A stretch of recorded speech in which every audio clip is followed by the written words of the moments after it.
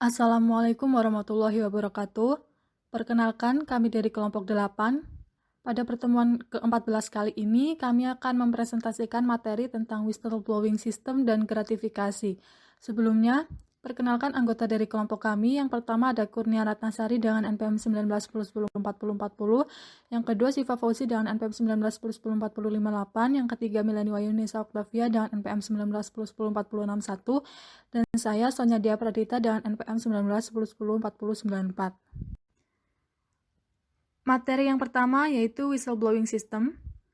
Pengertian dari whistleblowing itu sendiri adalah pengungkapan tindakan pelanggaran atau perbuatan melawan hukum atau korupsi atau perbuatan lain yang dapat merugikan perusahaan maupun pemangku kepentingan yang disampaikan oleh personal atau badan hukum dari internal atau eksternal kepada pemimpin perusahaan agar dapat diambil tindakan atas pelanggaran tersebut.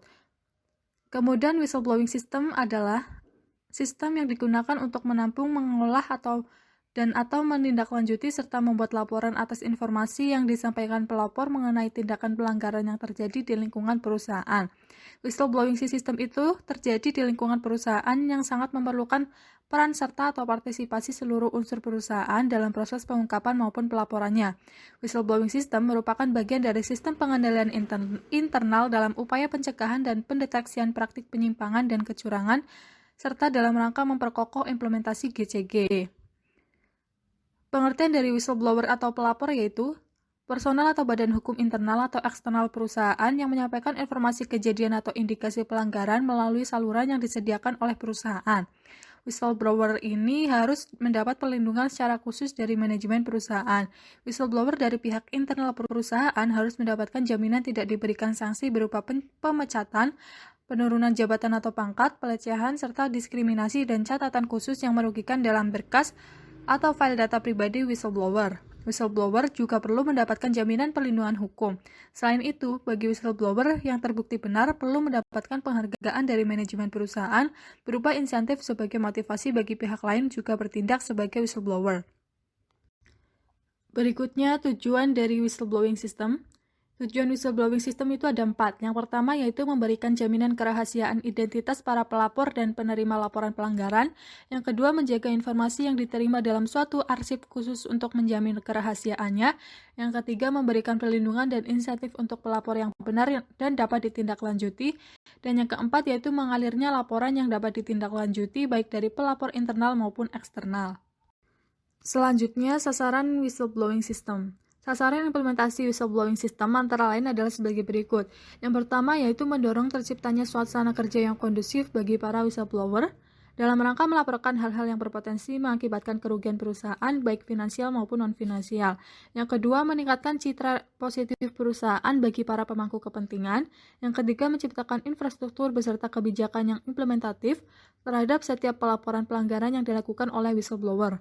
Yang keempat, mencegah timbulnya potensi kerugian yang lebih besar melalui deteksi dini terhadap suatu kejadian yang merugikan perusahaan. Yang kelima, menerapkan sistem pengendalian internal sebagai implementasi budaya perusahaan sesuai kebijakan manajemen perusahaan. Yang keenam, mendukung kebijakan pemerintah atau regulator atau komisi pemberantasan korupsi dan dalam penerapan budaya bersih sehingga hal ini dapat terhindar dari kasus-kasus korupsi dan tindak kecurangan lainnya. Dan yang ketujuh yaitu memberikan jaminan keamanan bagi para investor dan pemegang saham atas investasi yang ditanamkan di perusahaan publik. Berikutnya ada manfaat whistleblowing system. Berikut beberapa manfaat dari whistleblowing system. Yang pertama yaitu tersedianya informasi penting dan kritis bagi perusahaan kepada pihak yang harus segera menanganinya secara aman. Yang kedua, timbulnya keengganan untuk melakukan pelanggaran dengan semakin meningkatnya kesediaan untuk melaporkan terjadinya pelanggaran. Hal ini karena kepercayaan terhadap sistem pelaporan yang efektif. Yang ketiga yaitu tersedianya mekanisme deteksi dini atas kemungkinan terjadinya masalah akibat suatu pelanggaran. Yang keempat, mengurangi risiko yang dihadapi organisasi akibat pelanggaran baik dari segi keuangan, operasi, hukum, keselamatan kerja, dan reputasi. Yang kelima, mengurangi biaya dalam menangani masalah akibat terjadinya pelanggaran. Yang keenam, meningkatnya reputasi perusahaan di mata pemangku kepentingan, regulator, dan masyarakat umum. Dan yang ketujuh, yaitu memberikan masukan kepada organisasi untuk melihat lebih jauh area kritikal dan proses kerja yang memiliki kelemahan pengendalian internal, serta untuk merancang tindakan perbaikan yang diperlukan. Selanjutnya yaitu implementasi whistleblowing system. Undang-Undang Nomor 13 Tahun 2006 tentang perlindungan saksi dan korban telah mengatur perlindungan bagi saksi dan korban pelapor suatu perkara pidana. Undang-undang ini dapat digunakan sebagai acuan atau pedoman bagi perusahaan untuk menyusun suatu mekanisme whistleblowing. Pada tahun 2008, KNKG telah mengeluarkan pedoman khusus tentang sistem dan prosedur whistleblowing. Pelanggaran yang dapat dilaporkan melalui whistleblowing system antara lain mencakup pelanggaran peraturan perundang-undangan, kode etik perusahaan, prinsip akuntansi yang berlaku umum, kebijakan dan prosedur operasional perusahaan, atau tindakan kecurangan lainnya. Pada umumnya, pengungkapan adanya pelanggaran di berbagai perusahaan tersebut dilakukan secara rahasia. Pihak Otoritas Jasa Keuangan atau OJK dalam konteks pasar modal, ketentuan yang ada telah mewajibkan emiten atau perusahaan publik untuk mengungkapkan mekanisme whistleblowing jika memilikinya. Hal yang perlu diungkapkan antara lain cara penyampaian laporan pelanggaran, perlindungan bagi pelapor, penanganan pengaduan, pihak yang mengelola pengaduan, dan hasil dari penanganan pengaduan. Materi selanjutnya yang akan kami bahas yaitu mengenai gratifikasi. Pengertian gratifikasi berdasarkan penjelasan pasal 12B ayat 1 Undang-Undang Nomor 20 Tahun 2001 tanggal 21 November 2001 tentang perubahan atas Undang-Undang Nomor 31 Tahun 1999 mengenai pemberantasan tindak pidana korupsi.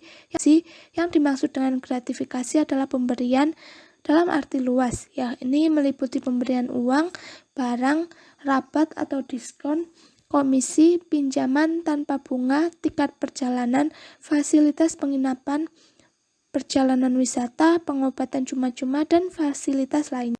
Gratifikasi tersebut baik yang diterima di dalam maupun di luar negeri yang dilakukan dengan menggunakan sarana elektronik atau tanpa sarana elektronik. Selanjutnya yaitu regulasi tentang gratifikasi. Yang pertama, gratifikasi menurut Undang-Undang tentang Pemberantasan Tindak Pidana Korupsi sesuai Nomor 20 Tahun 2001 tanggal 21 November 2001 tentang perubahan atas Undang-Undang Nomor 31 Tahun 1999 mengenai pemberantasan tindak pidana korupsi. Pada pasal 1 ayat 1 terkait gratifikasi menyebutkan bahwa setiap gratifikasi pada pegawai negeri atau penyelenggara negara dianggap memberi suap apabila berhubungan dengan jabatannya dan yang berlawanan dengan kewajiban atau tugasnya dengan ketentuan sebagai berikut. Yang pertama, yang nilainya 10 juta atau lebih, pembuktian bahwa gratifikasi tersebut bukanlah merupakan suap dilakukan oleh penerima gratifikasi. Yang kedua, yang nilainya kurang dari 10 juta rupiah, pembuktian bahwa gratifikasi tersebut suap dilakukan oleh penuntut umum. Yang kedua yaitu gratifikasi menurut Kementerian BUMN. Menteri BUMN telah menerbitkan Keputusan Menteri BUMN Nomor SK 430/MBU/2013 tanggal 14 Agustus 2013 mengenai pembentukan tim penyusunan roadmap BUMN bersih atau tim RBB dengan tugas utama menyusun roadmap BUMN bersih dari segala tindakan-tindakan penyimpangan atau kecurangan yang mengarah atau terkait dengan korupsi, kolusi, dan nepotisme. Keputusan tersebut dibuat berkaitan dengan tekad mewujudkan BUMN yang tangguh, yaitu profesional dan tahan goncangan, unggul, serta bermartabat.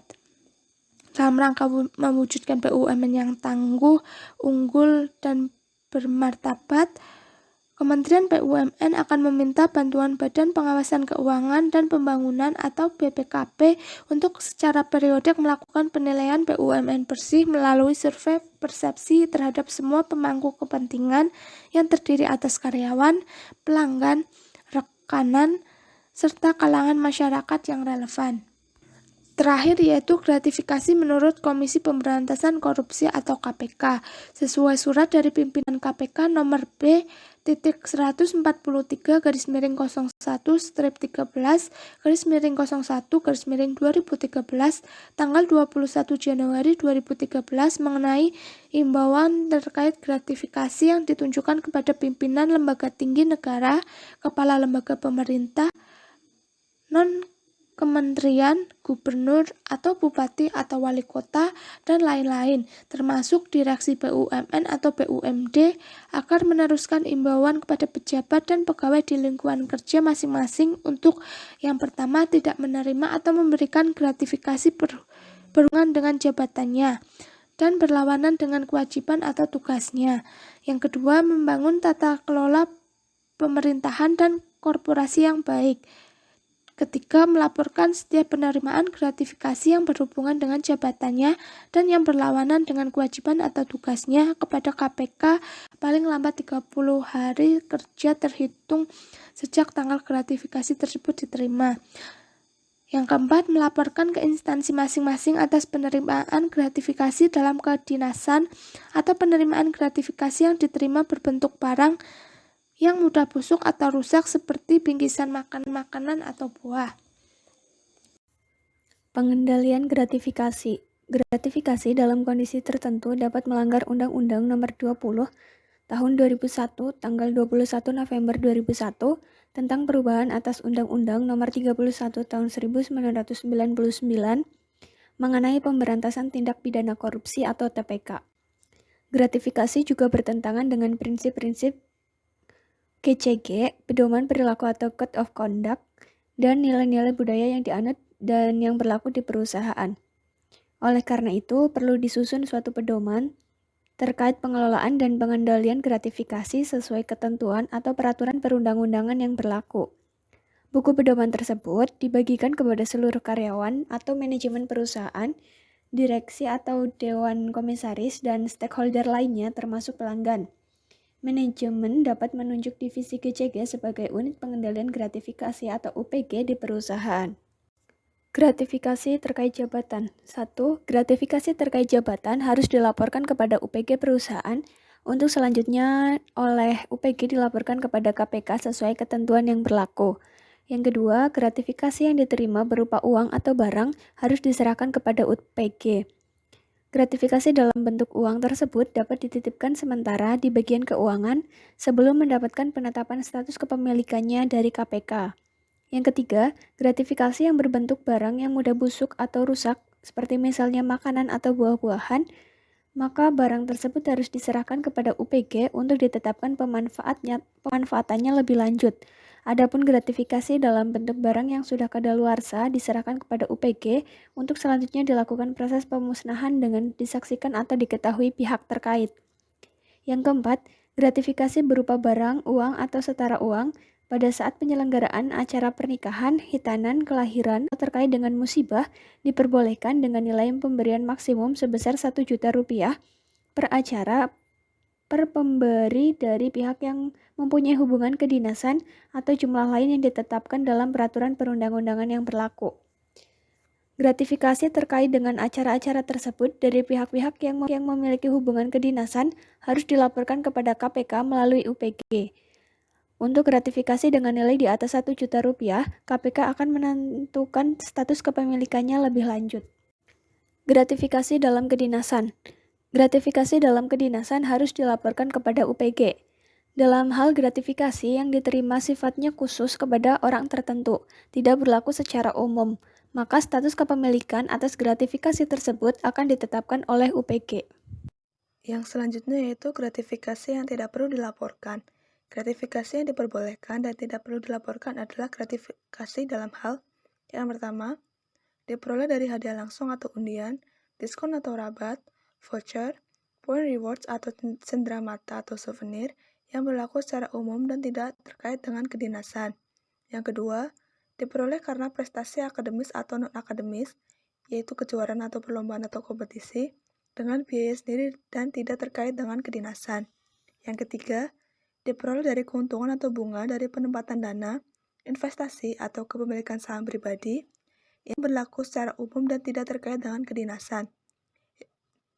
Yang keempat, diperoleh dari kompensasi atas profesi di luar kedinasan yang tidak terkait dengan tugas pokok dan fungsi atau tupoksi, atau uraian tugas, tidak melanggar konflik kepentingan, etika bisnis, dan kode etik kerja, serta dengan izin tertulis dari atasan langsung. Yang kelima, diperoleh dari hubungan keluarga sedarah dalam garis keturunan lurus 2 derajat atau dalam garis keturunan ke samping 1 derajat sepanjang tidak mempunyai konflik kepentingan dengan penerima gratifikasi. Yang keenam, diperoleh dari hubungan keluarga semenda dalam garis keturunan lurus 1 derajat atau dalam garis keturunan ke samping 1 derajat sepanjang tidak mempunyai konflik kepentingan dengan penerima gratifikasi. Yang ketujuh, diperoleh dari pihak yang mempunyai hubungan keluarga sebagai pada huruf E dan F terkait dengan hadiah perkawinan, hitanan anak, ulang tahun, kegiatan keagamaan atau adat atau tradisi, dan bukan dari pihak-pihak yang mempunyai konflik kepentingan dengan penerima gratifikasi. Yang kedelapan, diperoleh dari pihak lain terkait dengan musibah atau bencana, dan bukan dari pihak-pihak yang mempunyai konflik kepentingan dengan penerima gratifikasi. Yang kesembilan, diperoleh dari kegiatan resmi kedinasan seperti rapat, seminar, workshop, konferensi, pelatihan, atau kegiatan lain yang sejenis yang berlaku secara umum berupa seminar, kit, sertifikat, dan plakat. Dan yang ke-10, diperoleh dari acara resmi kedinasan dalam bentuk hidangan atau sajian atau jamuan berupa makanan dan minuman yang berlaku secara umum. Tugas dan tanggung jawab unit pengendalian gratifikasi atau UPG. Melalui surat keputusan direksi dapat ditetapkan petugas yang bertindak sebagai UPG yang memiliki tugas dan tanggung jawab antara lain sebagai berikut. Yang pertama, menyusun kebijakan terkait gratifikasi berupa buku pedoman pengendalian gratifikasi dan melakukan pemutahiran buku pedoman tersebut disesuaikan perkembangan usaha, perusahaan, dan dinamika bisnis serta mengacu pada peraturan perundang-undangan yang berlaku. Dalam penyusunan buku pedoman tersebut dapat meminta bantuan atau asistensi dari pihak lain yang kompeten. Yang kedua, menerima laporan-laporan yang masuk terkait penerimaan gratifikasi. Yang ketiga, melakukan pengawasan atas implementasi pedoman pengendalian gratifikasi dan berkoordinasi dengan pihak-pihak terkait. Yang keempat, melakukan pemilihan kategori atau jenis-jenis gratifikasi dan menyampaikan laporan gratifikasi kepada KPK selambat-lambatnya 30 hari kerja setelah tanggal penerimaan. Yang kelima, menentukan status kepemilikan penerimaan gratifikasi dalam kedinasan setelah ada penelitian atau review dari KPK bahwa laporan gratifikasi tersebut termasuk dalam kategori kedinasan. Yang keenam, menentukan penyaluran penerimaan gratifikasi berupa barang yang mudah rusak atau busuk atau kadaluarsa dengan menyimpan bukti atau berita acara serah terima. Yang ketujuh, menerima uang atau barang yang diserahkan oleh penerima gratifikasi dan menitipkannya kepada bagian keuangan untuk disimpan sementara serta menyerahkannya atau menyetorkannya kepada KPK setelah adanya surat keputusan dari KPK mengenai status kepemilikannya. Yang kedelapan, mensosialisasikan pedoman pengendalian gratifikasi kepada para pemangku kepentingan. Dalam sosialisasi tersebut dapat menghadirkan pejabat KPK sebagai narasumber. Yang kesembilan, memberikan informasi terkait perkembangan sistem pengendalian gratifikasi kepada manajemen perusahaan. Yang ke-10, mengadministrasikan dan mengarsipkan seluruh kegiatan UPG. Yang ke-11, melaporkan kegiatan UPG kepada direksi secara periodik setiap bulan. Dan yang ke-12, melakukan evaluasi terkait efektivitas kebijakan gratifikasi tersebut berikut pengendaliannya. Sanksi atas pelanggaran gratifikasi. Yang pertama, setiap terdapat pelanggaran atas ketentuan atau pedoman pengelolaan dan pengendalian gratifikasi, dapat diproses pemeriksaan dan dikenakan sanksi sesuai dengan ketentuan yang berlaku. Yang kedua, dalam hal tidak melaporkan penerimaan gratifikasi, namun ternyata terbukti dan atau diduga kuat terlibat masalah suap atau korupsi, maka selain yang bersangkutan dapat diproses secara hukum dan diancam pidana sesuai peraturan perundang-undangan yang berlaku. Dan yang ketiga, apabila yang melakukan pelanggaran adalah pimpinan perusahaan, misalnya direksi atau dewan komisaris BUMN, maka mengikuti ketentuan yang telah ditetapkan oleh Kementerian BUMN. Sekian presentasi dari kelompok kami, kurang lebihnya mohon maaf. Wassalamualaikum warahmatullahi wabarakatuh.